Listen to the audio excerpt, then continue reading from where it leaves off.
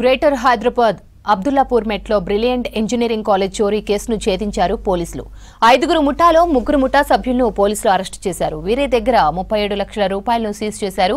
గత నెల 10న కాలేజీలో తాళాలు పగలగొట్టి ₹1,70,00,000 చోరీకి పాల్పడ్డారు గుజరాత్ ఉమర్గావ్ దొంగలు.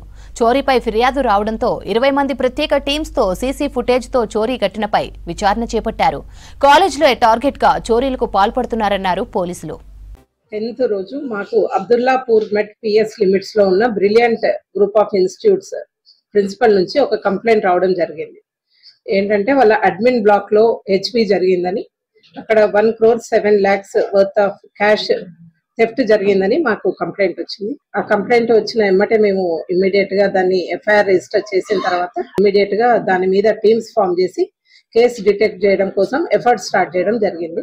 ఆ ఎఫర్ట్స్ లో భాగంగా ఈ రోజు ఒక 3 అక్యూజ్ ని అరెస్ట్ చేయడం జరుగుతుంది.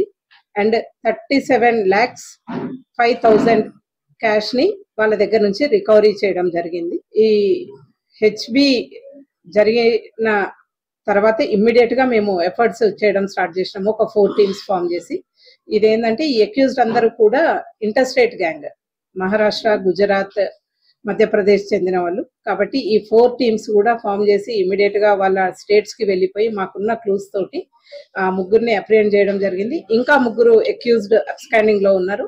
వాళ్ళని కూడా వెరీ సూన్ అరెస్ట్ చేసి టోటల్ ప్రాపర్టీ రికవరీ చేయడం జరుగుతుంది.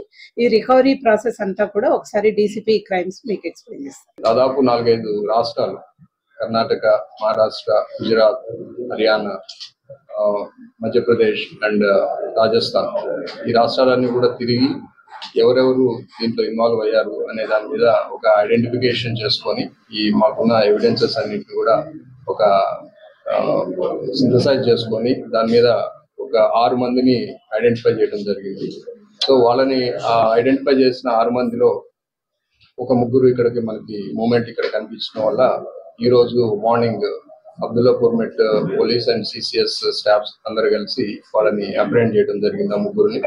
ఆ 3 ద్వారా వాళ్ళ దగ్గర ఉన్న క్యాష్ 37,05,000 వాళ్ళ పొజిషన్ లో సీజ్ చేసి ఇప్పుడు స్టేట్మెంట్ హాజరుపరచడం జరుగుతుంది.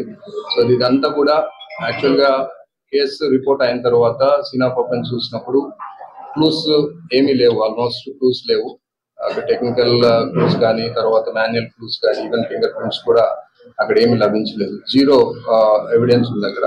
సో 0 ఎవిడెన్స్ నుండి మొత్తం వర్కౌట్ చేసుకొని మొత్తం మనకున్న ఎవిడెన్స్ లేకపోయినా కానీ అన్ని రాష్ట్రాల్లో ఏమేమి జరుగుతుంది, ఇలాంటి ఎంబోస్ ఏమున్నాయి, ప్రీవియస్ గా ఇలాంటి టైప్ ఆఫ్ అఫెన్సెస్ ఎవరు చేశారు, ఇవన్నీ కూడా చాలా డేటా మేము కలెక్ట్ చేసి ఆ డేటా మొత్తం కూడా అనాలిసిస్ చేసుకొని దాని ద్వారా ఈ 6 పర్సన్స్ ని ఐడెంటిఫై చేయడం జరిగింది.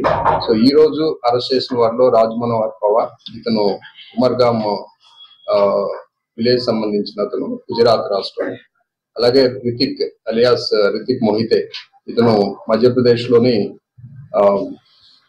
దుడ్వాన్ ప్రాంతానికి చెందిన అతను. అలాగే ఒక జువనైల్ అంటే మైనర్ అఫెండర్. వీళ్ళ 3ని ఈ రోజు అప్రెండ్ చేశాం.